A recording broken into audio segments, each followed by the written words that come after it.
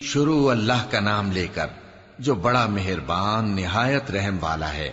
سب تعریف اللہ ہی کے لیے ہے جو سب چیزوں کا مالک ہے، یعنی وہ کہ جو کچھ آسمانوں میں ہے اور جو کچھ زمین میں ہے سب اسی کا ہے، اور آخرت میں بھی اسی کی تعریف ہے، اور وہ حکمت والا ہے، خبردار ہے۔ جو کچھ زمین میں داخل ہوتا ہے اور جو اس میں سے نکلتا ہے، اور جو آسمان سے اترتا ہے اور جو اس پر چڑھتا ہے، سب اس کو معلوم ہے، اور وہ مہربان ہے، بخشنے والا ہے۔ اور کافر کہتے ہیں کہ قیامت کی گھڑی ہم پر نہیں آئے گی۔ کہہ دو کیوں نہیں آئے گی؟ میرے پروردگار کی قسم وہ تم پر ضرور آ کر رہے گی۔ وہ پروردگار غیب کا جاننے والا ہے، ذرہ بھر چیز بھی اس سے پوشیدہ نہیں، نہ آسمانوں میں اور نہ زمین میں، اور کوئی چیز ذرے سے بھی چھوٹی یا بڑی نہیں مگر کتاب روشن میں لکھی ہوئی ہے، اس لیے کہ جو لوگ ایمان لائے اور عمل نیک کرتے رہے ان کو بدلہ دے۔ یہی ہیں جن کے لیے بخشش اور عزت کی روزی ہے، اور جنہوں نے ہماری آیتوں کے بارے میں ہمیں ہرانے کی کوشش کی ان کے لیے سخت درد دینے والے عذاب کی سزا ہے۔ اور جن لوگوں کو علم دیا گیا ہے وہ جانتے ہیں کہ جو قرآن تمہارے پروردگار کی طرف سے تم پر نازل ہوا ہے وہ یقیناً حق ہے، اور اس اللہ کا رستہ بتاتا ہے جو غالب ہے، قابل تعریف ہے۔ اور کافر کہتے ہیں کہ بھلا ہم تمہیں ایسا آدمی بتائیں جو تمہیں خبر دیتا ہے کہ جب تم مر کر بالکل ریزہ ریزہ ہو جاؤ گے تو تم نئے سرے سے پیدا ہوگے؟ یا تو اس نے اللہ پر جھوٹ باندھ لیا ہے یا اسے جنون ہے۔ بات یہ ہے کہ جو لوگ آخرت پر ایمان نہیں رکھتے وہ آفت اور پرلے درجے کی گمراہی میں پڑے ہیں۔ کیا انہوں نے اس کو نہیں دیکھا جو ان کے آگے اور پیچھے ہے، یعنی آسمان اور زمین؟ اگر ہم چاہیں تو ان کو زمین میں دھسا دیں یا ان پر آسمان کے ٹکڑے گرا دیں، اس میں ہر بندے کے لیے جو رجوع کرنے والا ہے ایک نشانی ہے۔ اور ہم نے داؤد کو اپنی طرف سے برتری بخشی تھی اور کہا تھا اے پہاڑوں ان کے ساتھ تسبیح کرو، اور پرندوں کو ان کا مسخر کر دیا، اور ان کے لیے ہم نے لوہے کو نرم کر دیا کہ کشادہ زرہیں بناؤ اور کڑیوں کو اندازے سے جوڑو، اور نیک عمل کرو، جو عمل تم کرتے ہو میں ان کو دیکھنے والا ہوں۔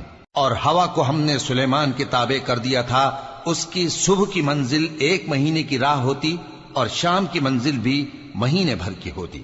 اور ان کے لیے ہم نے تانبے کا چشمہ بہا دیا تھا، اور جنوں میں سے ایسے تھے جو ان کے پروردگار کے حکم سے ان کے آگے کام کرتے تھے، اور جو کوئی ان میں سے ہمارے حکم کے خلاف کرے گا اس کو ہم جہنم کی آگ کا مزہ چکھائیں گے۔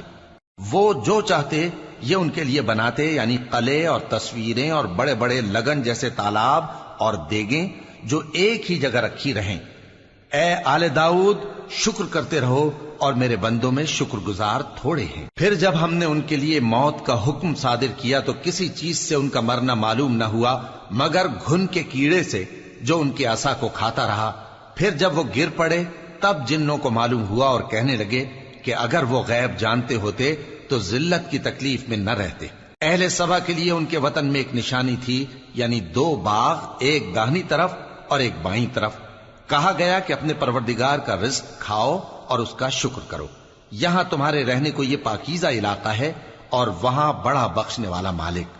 تو انہوں نے شکر گزاری سے منہ پھیر لیا، پس ہم نے ان پر بند توڑ سیلاب چھوڑ دیا، اور انہیں ان کے باغوں کے بدلے 2 ایسے باغ دیے جن کے میوے بدمزہ تھے اور جن میں کچھ تو جھاؤ کے پیڑ تھے اور تھوڑی سی بیریاں۔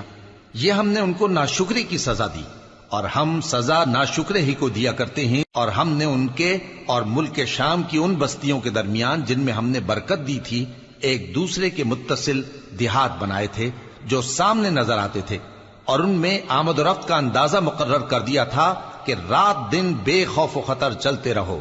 تو انہوں نے دعا کی کہ اے پروردگار ہماری مسافتوں میں دوری پیدا کر دے، اور اس سے انہوں نے اپنے حق میں ظلم کیا، تو ہم نے انہیں نابود کر کے داستان بنا دیا اور انہیں بالکل منتشر کر دیا۔ اس میں ہر صابر و شاکر کے لیے نشانیاں ہیں۔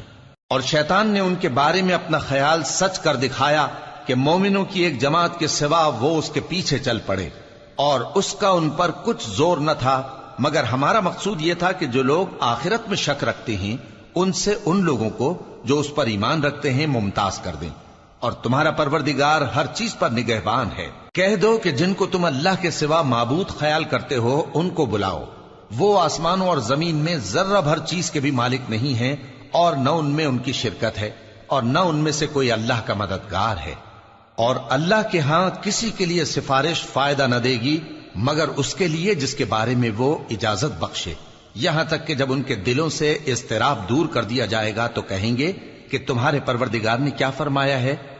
فرشتے کہیں گے کہ حق فرمایا ہے، اور وہ عالی رتبہ ہے، گرامی قدر ہے۔ پوچھو کہ تم کو آسمانوں اور زمین سے کون رزق دیتا ہے؟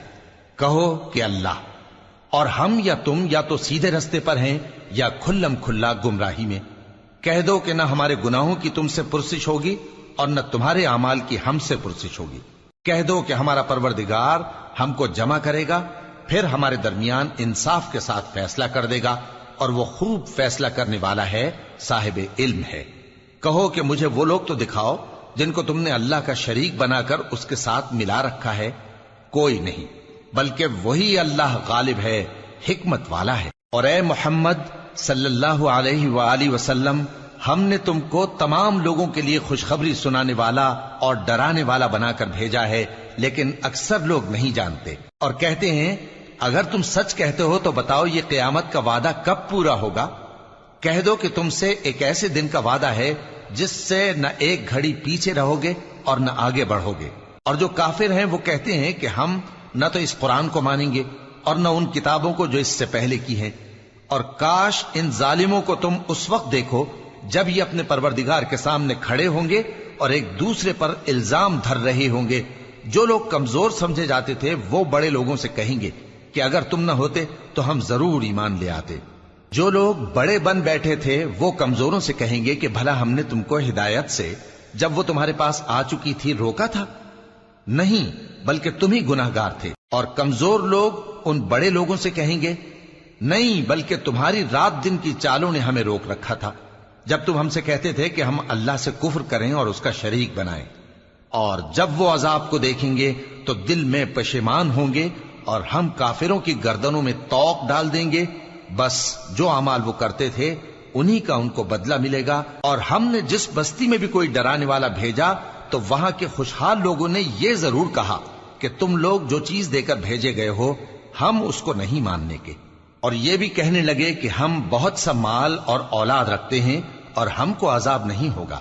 کہہ دو کہ میرا رب جس کے لیے چاہتا ہے روزی فراخ کر دیتا ہے اور جس کے لیے چاہتا ہے تنگ کر دیتا ہے، لیکن اکثر لوگ نہیں جانتے۔ اور تمہارے مال اور اولاد ایسی چیز نہیں کہ تم کو ہم سے قریب کر دیں۔ ہاں، ہمارا مقرب وہ ہے جو ایمان لایا اور عمل نیک کرتا رہا۔